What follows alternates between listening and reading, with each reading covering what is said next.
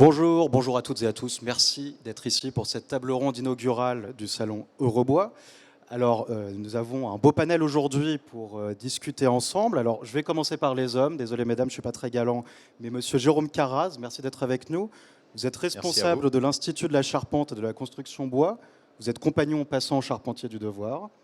Madame Sophie Bellec, bonjour, merci beaucoup. Merci. Vous êtes responsable emploi et carrière pour l'ESB. Et enfin, Madame Anaïs Lafont, vous êtes responsable valorisation des produits filière bois pour Fibois Aura. Bonjour. Avant de commencer cette table ronde, je vais passer la parole à Florence Rousson, directrice de la division Green Tech Plus, qui est en charge de l'organisation de ce salon. Merci, bonjour à tous.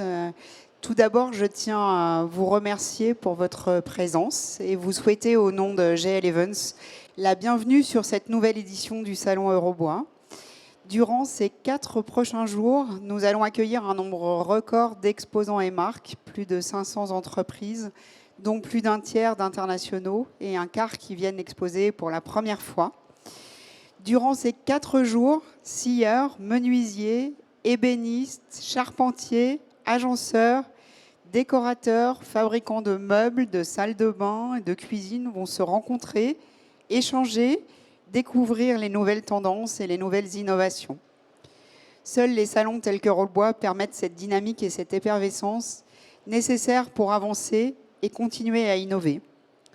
Eurobois est un des salons organisés par Green Tech Plus, la division du groupe GL Evans en charge des salons tournés vers l'innovation écologique et le développement durable. Et Green Tech Plus a été pensé comme un accélérateur qui s'engage à accompagner les acteurs de la filière dans leur développement et à rechercher les solutions de demain et à diriger de plus en plus les citoyens vers l'éco-responsabilité. À l'heure de la transition écologique, le bois cumule de nombreux atouts. Il est naturellement biosourcé, renouvelable et bas carbone. Si le bois est au cœur de la vie des hommes depuis des millénaires, il est aussi un atout pour le futur. La digitalisation est à l'œuvre également dans le secteur et modifie en profondeur les pratiques. Elle ouvre la voie à de nouvelles compétences et à de nouveaux métiers. Le secteur du bois est au carrefour de nombreux défis, notamment en matière d'emploi et de recrutement. Il représente un secteur d'avenir, tant d'un point de vue de durabilité, de RSE et d'employabilité. Nous ne le dirons jamais assez ici ou à l'extérieur, le secteur du bois recrute. Exemple parfait du dynamisme de la filière, nous sommes ravis d'accueillir cette année tout particulièrement la finale du championnat d'Europe des jeunes charpentiers.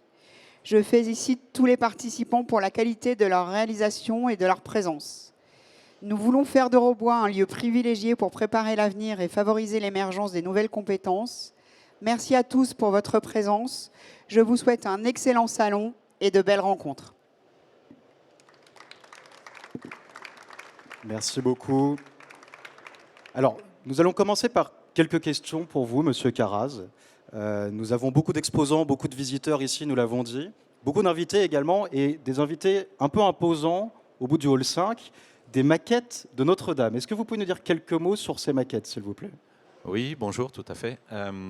Donc c'est cette exposition, puisque c'est plus que des maquettes, c'est une exposition à part entière, qui habituellement se déploie sur 300 mètres carrés à minima, qui a été fait par des jeunes itinérants charpentiers du Tour de France, à la suite de l'incendie, sur la base de la maquette de la Flèche qui avait été faite en 1970 par 3 jeunes compagnons de l'époque. Et donc ces 15 jeunes charpentiers ont œuvré pour reproduire à l'identique la charpente détruite de Notre-Dame. Il y a également beaucoup de maquettes satellites autour qui vont relater à des échelles un petit peu plus grosses des points de détail intéressants. Et on a travaillé main dans la main avec l'école de Chaillot qui forme les architectes au patrimoine. Donc les architectes élèves de l'école de Chaillot qui vont faire un master pour devenir architecte du patrimoine. Et donc tous ces jeunes et moins jeunes ont travaillé main dans la main à ces reproductions qui sont le plus fidèles possible de ce qu'était la charpente, si j'en fais un mauvais jeu de mots, de feu Notre-Dame. Et les compagnons ont œuvré particulièrement sur une charpente, enfin sur une de ces maquettes. Vous pouvez nous en dire un peu plus sur les compagnons, comment ils ont accompagné cette reconstruction de Notre-Dame?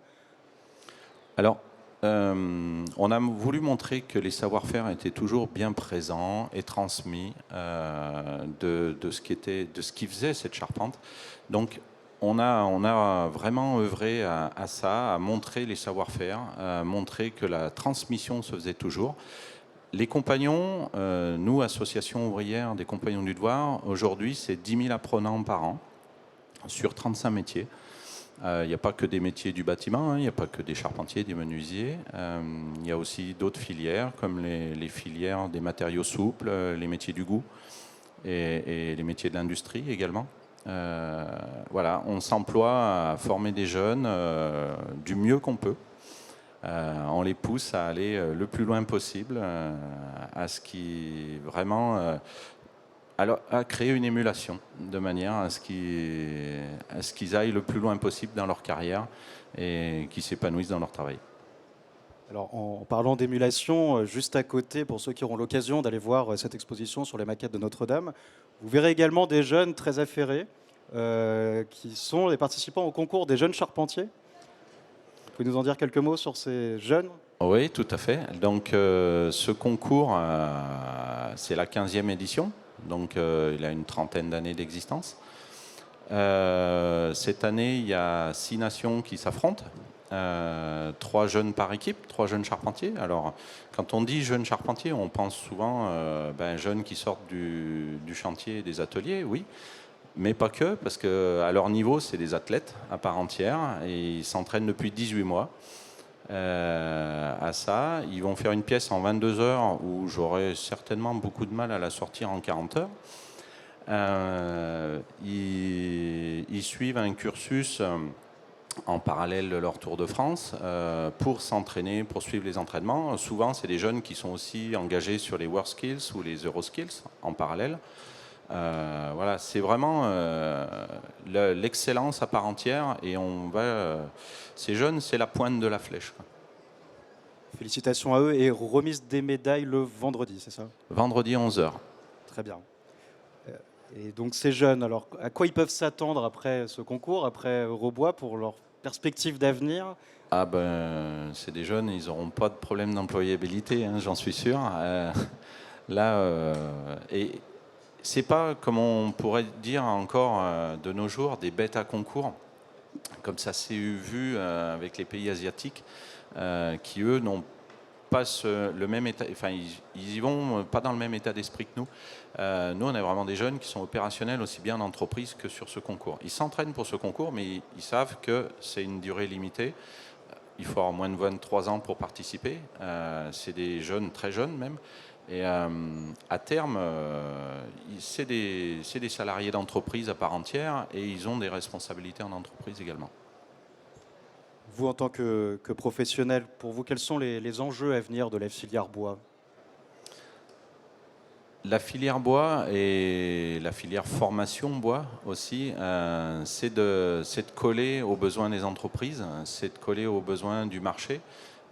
Aujourd'hui, je dirais suivre les évolutions tout le temps.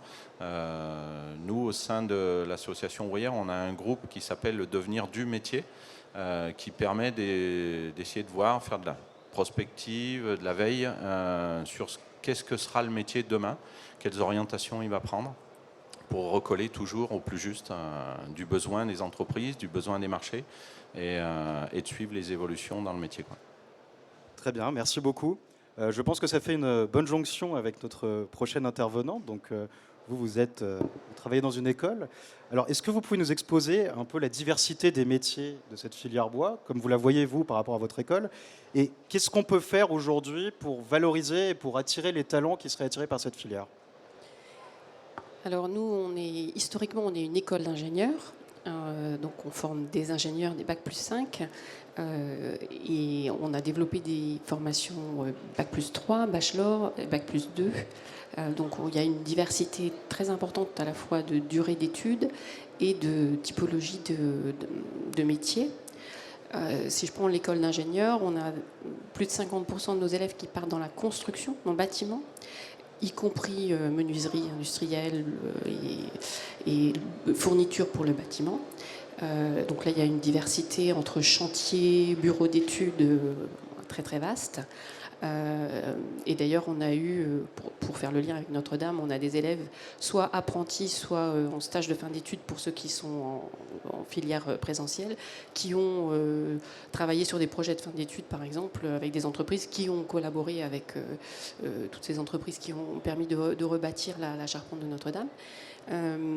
Et puis sur les bachelors, on a des métiers un peu plus opérationnels qui vont travailler dans le génie industriel, dans accompagner les entreprises dans la transition numérique de la production, et aussi chef de chantier bas carbone, et aussi le négoce. Donc il y a une palette extrêmement large de débouchés, aussi bien bâtiment, industrie, négoce et valorisation des produits forestiers.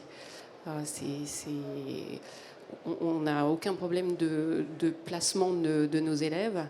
Moi, je dis toujours, mon métier, c'est un peu de créer de la déception vis-à-vis des entreprises, parce que j'ai beaucoup plus d'offres de stages que je n'ai d'élèves à mettre en face, et j'aimerais bien avoir plus d'élèves. Mais c'est une palette infinie de débouchés, aussi bien agencement, ameublement, construction, négoce. Alors, vous parliez de certains élèves qui ont été amenés à travailler sur le chantier de Notre-Dame. Est-ce qu'il y a d'autres événements sur lesquels vos élèves travaillent actuellement? Enfin, je pense notamment aux Jeux Olympiques. Oui, les Jeux, je pense qu'en termes de nombre, on a plus d'élèves qui ont travaillé sur des chantiers liés aux Jeux Olympiques. Ça a été aussi un super événement pour la construction et pour la filière bois, puisqu'il y avait une orientation bas carbone dès le départ. Je crois qu'il y a eu 30 000 emplois dans le bâtiment qui ont été... à un instant T, il y a eu 30 000 emplois dans le bâtiment sur les Jeux Olympiques. Donc on a beaucoup d'élèves qui ont travaillé sur des chantiers, en conduite de travaux, sur le village olympique en particulier, qui a mobilisé beaucoup d'entreprises de la filière bois. Vous diriez quoi là, un élève qui hésite entre s'inscrire dans votre école ou ne pas s'inscrire? Voilà. Il y a plein de bonnes raisons pour s'inscrire. D'abord, s'inscrire dans notre école, il faudrait qu'il sache un peu le niveau qu'il veut atteindre, mais il peut rentrer en visant un bac+3, et puis finalement, s'il a un bon niveau, s'il a envie, il peut poursuivre. Il peut me poursuivre sur un doctorat, si vraiment... on a des doctorants aussi. Après, il y a plusieurs raisons de choisir la filière bois. Il y a déjà l'enjeu écologique. Il y a quelqu'un qui va travailler dans la filière bois, il va travailler dans un environnement qui va être, en tout cas, vertueux, on peut dire, par rapport aux enjeux de transition écologique, en particulier dans le bâtiment. Et puis, sur l'école d'ingénieurs, on forme avant tout des ingénieurs, on donne le titre d'ingénieur, donc nos élèves ils peuvent aussi partir dans une autre filière après. Statistiquement, on a 30% des diplômés qui au bout de 10 ans ne sont plus dans la filière bois.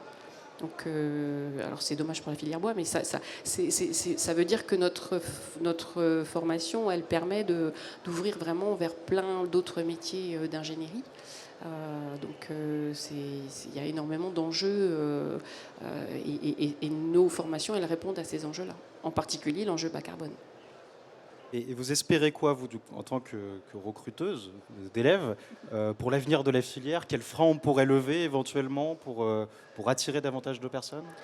Alors, il y a beaucoup de freins. Il y a des freins, pour refaire le lien avec ce que je disais précédemment, il y a le frein à la fois dans le grand public, tout le monde voudrait avoir une maison en bois parce que le bas carbone, c'est vertueux. Mais il y a cette espèce d'idée qu'il ne faut pas toucher aux arbres. Donc il y a peut-être une question de sensibilisation, d'information du grand public, pour faire comprendre que la filière bois, la filière forêt, elle est gérée, et elle est bien gérée en France. Et c'est pas un problème ça peut être vertueux quand même vis-à-vis de la filière bois. Ça, c'est un frein du grand public. Il y a aussi faire connaître le fait que la filière bois permet une multitude de débouchés, y compris à des niveaux bac+3, bac+5. Je pense que ça, c'est assez méconnu de la part, en particulier par exemple des parents, des enseignants, qui peuvent être des prescripteurs pour les jeunes. Donc faire en sorte qu'on on fasse mieux connaître la variété de nos débouchés. Je pense que ça serait intéressant aussi d'arriver à lever ce type de frein. Et c'est un de nos gros enjeux avec des projets qu'on a sur l'avenir. Hein. Le projet UpFib que je vous avais évoqué, qui est un projet qui mobilise 10 millions d'euros quand même sur 5 ans avec l'ESB, mais il y a Fibois aussi, il y a le FCBA et le Campus des métiers. C'est typiquement un projet qui est dédié à la notoriété, l'attractivité des formations de la filière. Et on espère, en développant des parcours bachelor, en essayant sur le territoire, en essayant de faire des passerelles pour permettre à des gens qui ont des bac+2 de faire une formation pour pouvoir atteindre un bac+5 et atteindre un niveau de maths qui permet de passer au bac+5. Enfin, donner de la souplesse dans les parcours pour augmenter notre notoriété, augmenter notre attractivité. Après, il y a un autre enjeu aussi, peut-être, ce serait que la filière... On a une filière qui est très, très dynamique, mais qui est très éclatée. Alors, je connais les chiffres pour les Pays de Loire, puisque l'école est à Nantes. Je crois qu'il y a plus de 7000 entreprises de la filière bois sur les Pays de Loire, qui représentent plus de 30 000 emplois. Donc, on voit bien 7000 entreprises, 30 000 emplois, c'est beaucoup de PME. Et c'est difficile de porter une voix politique, de porter un poids politique quand on est comme ça, plein de petites entreprises. Donc si les entreprises arrivaient à se... Et bon, ça, je sais que Fibois œuvre pour ça aussi, bien sûr, mais c'est se structurer pour avoir un vrai poids politique. Ça, je pense que ça nous manque. La filière manque de ça, en fait. Et si je peux même rebondir un petit peu sur ce que vous disiez par rapport au parcours des bachelors ou autres, c'est vrai qu'avec mon homologue menuisier, on travaille en ce moment même avec l'ESB, justement pour voir s'il y a moyen de marier nos parcours, à la fois Tour de France et à la fois bachelor, pour nos publics respectifs. Voilà. On essaye de travailler main dans la main en tout cas, pour faire évoluer les choses. La filière, les formations permettent vraiment de couvrir tout le spectre. On a tout, depuis compagnon jusqu'au doctorant. Et ça, c'est quand même une chance. Merci beaucoup. Alors, vous disiez que peut-être un des facteurs qui empêchait un peu les élèves de se diriger vers ça, c'était une mauvaise connaissance de la filière, en tout cas pas de toutes ses subtilités. Alors, Madame Lafont, peut-être que vous allez pouvoir nous éclairer au moins sur la filière bois ici, en aura, ses grands chiffres et peut-être un peu ses spécificités. Effectivement, et puis on pourra tout de suite faire une comparaison avec les Pays de Loire dont vous avez cité de grands chiffres. Alors en Auvergne-Rhône-Alpes, les établissements qui travaillent le bois, c'est plus de 20 000 établissements et 60 000 emplois. Donc on voit aussi effectivement que c'est une filière qui est très très présente dans notre région et avec une majorité de TPE, PME, tout comme pour nos voisins des Pays de la Loire. On est aussi sur une région qui est forcément beaucoup plus forestière qu'en Pays de Loire, puisque si on revient à la base de notre filière, en Auvergne-Rhône-Alpes, on a la chance d'avoir une ressource extrêmement présente. 37% de la région est recouverte de forêt. C'est une forêt qui est en extension comme partout en France globalement. On a plutôt une capitalisation des bois sur les dernières décennies, contrairement à ce que peut-être l'imaginaire collectif aussi peut encore penser. Et on est sur une forêt en Auvergne-Rhône-Alpes qui est assez diversifiée, beaucoup de résineux et de feuillus à peu près à part égale en volume. Une forêt qui appartient beaucoup par contre à des propriétaires privés, à 80%, donc des personnes comme vous et moi qui ont un bout de forêt dans la famille, et donc 20% qui appartient plutôt à des publics.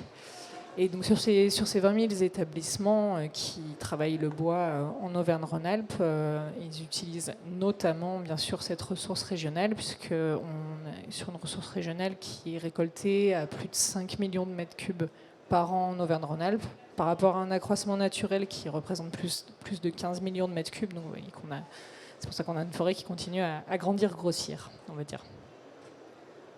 Alors, en tant que représentation interprofessionnelle de la filière bois, comment vous voyez-vous les enjeux de la filière par rapport aux professionnels et par rapport à la région que vous représentez aujourd'hui ?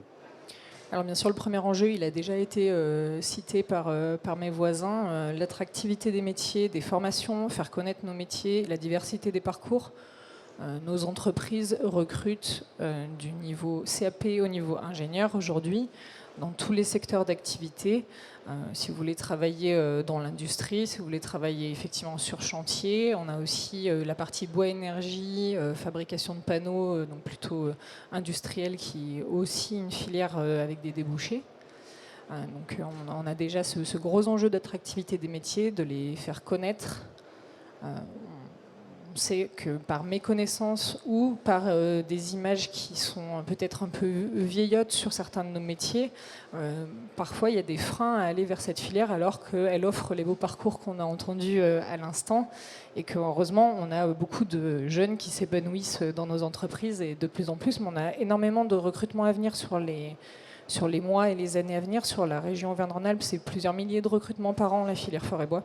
Donc voilà, si jamais il y a des appétences ou un intérêt pour travailler un matériau écologique durable et pour rejoindre nos entreprises, il y a vraiment beaucoup de place pour de nouveaux collaborateurs. Ça, c'est vraiment un premier enjeu. À ce sujet, je me permets de citer une animation qui aura lieu justement ici même demain matin sur Eurobois, à laquelle on va participer. Alors plutôt pour les entreprises, pour les aider à connaître tous les dispositifs d'aide au recrutement qu'il existe et ainsi rapprocher effectivement des jeunes en sortie d'école, des demandeurs d'emploi de nos entreprises. Dans les autres enjeux qu'on a pour développer notre filière forêt-bois, il y a effectivement le fait de mobiliser notre ressource locale, régionale, nationale, d'arriver à l'utiliser au mieux avec toute la gamme de produits dont on a besoin aujourd'hui et demain pour construire, pour aménager, aussi pour se chauffer. On a du bois qui nous entoure quand même pas mal dans notre vie quotidienne et ce fort enjeu de pouvoir l'utiliser au mieux localement. Notre région Auvergne-Rhône-Alpes, comme je vous le disais, a une proportion de, par exemple, bois feuillu et résineux quasi équivalente, mais dans les produits bois d'œuvre, plutôt construction, on retrouve énormément de résineux, ce qui est très bien, mais on pourrait aussi utiliser beaucoup plus nos feuillus, nos chênes, nos hêtres, notamment pour avoir des produits du quotidien, hein, de la charpente, ce qu'on a vu à Notre-Dame, effectivement, qui a été mis en œuvre. C'est encore à redécouvrir, on va dire, plus globalement, pour pouvoir utiliser encore mieux l'ensemble de la diversité de nos forêts. Et puis, je dirais, en enjeu, justement, pour relier à cette forêt, vous savez tous que la forêt est également victime du changement climatique, mais c'est une des solutions également, puisqu'elle stocke du carbone. La croissance des arbres nous permet d'absorber du CO2, de stocker du carbone, et d'autant plus de stocker du carbone si on utilise le bois qui est produit dans des produits à longue durée de vie, donc des produits comme la charpente de Notre-Dame, on sait que c'est une très longue durée de vie. D'autres, voilà, 150 ans effectivement, d'autres produits bien sûr de construction, d'aménagement notamment. Donc on a vraiment ce fort enjeu par rapport à la forêt de l'aider, de pouvoir l'appuyer sur son adaptation au changement climatique, puisqu'effectivement on a quand même des forêts qui souffrent des changements climatiques, et également d'utiliser à bon escient tout le bois qu'elle nous fournit pour stocker le plus longtemps possible ce carbone et utiliser les coproduits de ces produits de bois d'œuvre dans des filières énergie, industrie également. Oui, alors c'est ce que vous disiez, va permettre de rebondir aussi avec nos autres participants, puisque le bois est à la fois une solution pour la transition écologique et aussi victime des changements, des bouleversements à l'œuvre, des bouleversements climatiques. Donc, comment on pourrait faire, alors déjà pour protéger un petit peu le bois, là, je vais vous le demander, qu'est-ce qu'on pourrait demander et faire? Et à vous, je vais vous demander aussi comment est-ce que ça peut être un moyen d'attirer des jeunes talents? Est-ce que vous utilisez, vous, cet argument et le bois comme solution écologique? Est-ce que c'est des enjeux aujourd'hui qui sont présents dans votre quotidien en tant que professionnel? Répondre dans l'ordre que vous souhaitez. Par rapport à la question de la protection, en fait, je pense que. Commençons par protéger d'abord. Pour protéger les forêts, c'est surtout les gérer. Et aujourd'hui, pour les gérer, le moteur de la gestion forestière, c'est quand même d'utiliser à bon escient les produits de ces forêts.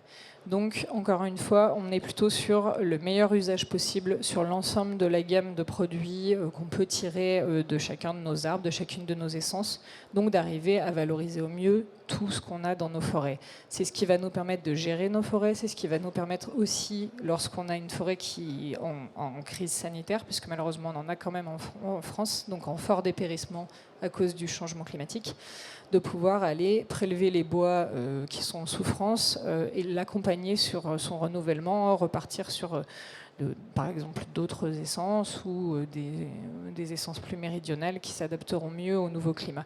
Donc c'est vraiment l'usage des produits qui est le moteur de la gestion sylvicole partout en France et qui, après, voilà, une fois qu'on a sorti ces arbres, il faut être capable de les valoriser au mieux et d'utiliser du coup ces bois sanitaires. Mais je pense que c'est ce que commencent à faire tous les professionnels aujourd'hui et ce qu'il faut qu'on continue collectivement à avoir en tête. J'irais même au-delà, puisque souvent on entend dans les conversations des gens, faut pas toucher faudrait sacraliser la forêt. Ok, très bien. Si on sacralise la forêt, qu'on n'exploite pas le bois des forêts, l'arbre, comme tout être vivant, va arriver à maturité, va vieillir, va mourir. Une fois qu'il est mort, il tombe au sol, il pourrit. En pourrissant, il libère tout le CO2 qu'il a capté dans sa croissance. Bilan zéro, quoi. Donc au final, de mettre des arbres, de les exploiter correctement, de les mettre dans la construction, dans l'ameublement, dans l'agencement, sur des choses qui sont pérennes, on stocke du carbone de manière pérenne et on permet à la forêt de se régénérer complètement. Donc là-dessus, il n'y a pas de sujet. Et si on en revient un petit peu à Notre-Dame, de mémoire, c'est France Bois Forêt qui s'était amusé à calculer ça, parce qu'au lendemain de l'incendie, beaucoup de journalistes disaient oh, on n'aura pas assez de bois pour reconstruire, etc. Et ils s'étaient amusés à calculer donc les fameux 1200 mètres cubes de chêne qu'il a fallu pour refaire cette charpente. Par rapport à la croissance annuelle de la forêt française, de toutes les chêneraies françaises et du volume de bois que ça représente, je crois que ça correspondait à 2 heures de croissance annuelle. Autant dire une goutte d'eau, quoi. C'est pour donner une échelle de la diversité des forêts qu'on a en France et de la croissance annuelle qu'on a, on n'en exploite même pas la moitié, quoi. Ou à peine la moitié. En effet, les gens n'ont pas conscience qu'en Europe, la forêt grossit chaque année. Ça, c'est pas très bien perçu, je pense, par le grand public. Et pour en revenir à votre question, nous, on a beaucoup de jeunes candidats à entrer à l'école qui ont cette préoccupation écologique. Ils viennent candidater en exprimant leur engagement dans la transition écologique, dans la redirection écologique. Et ça, c'est vrai que nous, on y répond parce qu'on est sur un matériau bas carbone et on a alors plutôt des projets de recherche autour du recyclage, autour de l'éco-conception avec des matériaux biosourcés. Enfin, il y a aussi beaucoup de projets de recherche sur ces sujets-là. Et même de réemploi, puisque si on revient à Notre-Dame, les bois de la construction initiale avaient déjà été réemployés pour l'agrandissement de la cathédrale, pour avoir déjà refait une charpente après le XIIIe, quoi. Ils avaient réutilisé déjà les bois de l'époque du XIe. Il y a une belle filière de réemploi en France C'est pas nouveau, qui se développe. Et est-ce que, alors comme on parle de Notre-Dame, est-ce que vous avez constaté, alors c'est peut-être plus une question qui s'adresse à vous, mais peut-être vous aussi, vous l'avez constaté, que cet incendie, que cette catastrophe de Notre-Dame a paradoxalement permis de mettre un petit coup de projecteur sur toute la filière bois, de sensibiliser un peu mieux les gens à ces enjeux. Vous nous avez donné quelques chiffres qui sont extrêmement parlants. Est-ce que vous pensez que c'est des chiffres qui ont suffisamment imprimé auprès du grand public? Ou est-ce qu'on peut faire mieux? Et si on peut faire mieux, comment faire peut-être? Après, je dirais que effectivement, l'incendie, pour moi, ça a été un mal pour un bien, dans le sens où ça a mis en lumière notre métier de charpentier. Aujourd'hui, on continue à travailler, à le mettre en lumière à travers l'exposition, à travers des événements comme le concours européen des jeunes charpentiers. Et on travaille au quotidien à ça. Nous, on a ressenti un effet Notre-Dame réel. Puisqu'en 2018, on avait 1000 apprenants charpentiers sur le Tour de France qui venaient se former initialement, enfin tout apprenant confondu. Aujourd'hui, on est monté à 2000. On essaye de stabiliser l'effectif parce qu'après, bien sûr, il faut pousser les murs, mais voilà, on a eu un réel effet bénéfique à travers cet incendie qui a été une prise de conscience. Comme je dirais, tous les clubs de foot font le plein après qu'une équipe de France ait gagné la Coupe du Monde, quoi. Un peu, si on peut imager ça un petit peu succinctement. Très bien. Merci beaucoup. Il y a peut-être des questions du public à poser à nos invités. Moi, si je me permets, je voulais juste ajouter quelque chose à propos des enjeux, parce que je ne l'ai pas cité tout à l'heure, mais c'est un point hyper important, et c'est un sujet qui me tient à cœur. On avait un vrai enjeu de féminisation aussi. Statistiquement, il y a à peu près autant d'hommes que de femmes sur la Terre, à peu près. Et dans la filière, on a un vrai problème. Alors, il ne faut pas jeter la pierre à la filière bois, c'est un problème de l'industrie en général et des métiers scientifiques et techniques en général. Mais on a un vrai enjeu de faire venir des filles sur les métiers scientifiques et techniques et aussi, bien sûr, particulièrement dans notre filière. Mais ça, c'est très compliqué à réaliser. Parce que plus j'étudie le sujet, plus je travaille sur le sujet, plus je me rends compte, enfin pas que moi toute seule, hein, mais les gens qui étudient le sujet, qu'il faut vraiment commencer très très tôt et que c'est pas au lycée que ça se joue, c'est pas au collège que ça se joue. Et maintenant, on est en train de se dire, il faut faire découvrir aux enfants en fait en primaire la diversité des métiers industriels et des métiers artisanaux aussi, et pour lever tous les freins chez les enseignants, chez les parents. Et que les enfants aient envie de s'intéresser à tous ces métiers-là. Et il y a un enjeu particulièrement sur les stéréotypes qui font qu'au bout du compte, on s'aperçoit que les filles ne choisissent pas les matières qui leur permettent d'intégrer les filières scientifiques et techniques. Donc ça, c'est un enjeu important pour la filière. C'est un enjeu de sensibilisation dès le plus jeune âge, en fait. Oui. Oui, parce qu'on s'aperçoit que les stéréotypes se font très tôt, beaucoup plus tôt qu'on ne croit. On peut coupler cet enjeu de sensibilisation métier avec le sujet justement de la durabilité des forêts en France et voilà, rapprocher un petit peu le matériau bois qui a quand même clairement le vent en poupe auprès des citoyens, qui est soutenu politiquement aussi, dans le sens où aujourd'hui, sur les nouvelles réglementations de construction, on pousse à l'usage fort logiquement de matériaux biosourcés. Donc le bois apporte sa part de réponse pour les constructions de demain. On sait qu'on aura forcément une demande qui va augmenter vers ces matériaux-là. Et je pense que voilà, c'est important de coupler ces discours métiers, matériaux, pour pouvoir donner envie aux générations futures de nous rejoindre. Le pacte bois biosourcé peut permettre d'atteindre cet objectif ? Alors, le pacte bois biosourcé qui est porté par le réseau Fibois, il s'adresse, lui, plutôt à des gens qui ont envie de construire avec les matériaux biosourcés pour les aider, les accompagner. On a effectivement mis ce pacte en place dans plusieurs régions de France pour accompagner les maîtres d'ouvrage. Donc, on a des collectivités, des bailleurs, des promoteurs qui s'engagent à construire des surfaces de plancher en biosourcé sur les 5 ans à venir. Et effectivement, en contrepartie, nous, on essaie de leur mettre un maximum d'outils, de connaissances, de réseaux à disposition pour qu'ils réussissent leur pari, pour qu'ils réussissent leurs engagements. Et si vous êtes aujourd'hui toute la journée sur le salon, je vous encourage à venir voir la nouvelle salve de signature qu'on aura à 16h30 sur notre stand juste à côté d'ici, pour accueillir de nouveaux signataires, donc de nouveaux porteurs de projets de construction ou de réhabilitation qui vont s'engager à utiliser des biosourcés. Merci beaucoup. Est-ce que nous avons des questions du public ?